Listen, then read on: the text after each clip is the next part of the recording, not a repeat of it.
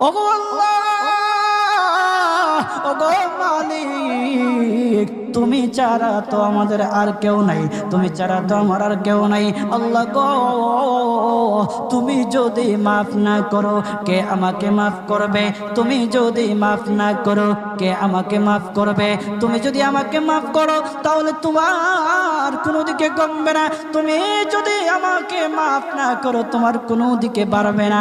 আল্লাহ গো, তুমি আমাকে মাফ করে দাও। সারাটা জীবন অন্যায় কাজ করেছি, সারাটা জীবন নাফরমানি করেছি, আমার কাছে কালেমার দাওয়াত কম আসে নাই, আমার কাছে কালেমার দাওয়াত কম আসে নাই, আমাকে লোকেরা কম বোঝায় নাই। ওগো আল্লাহ, তুমি আমাকে মাফ করে দাও।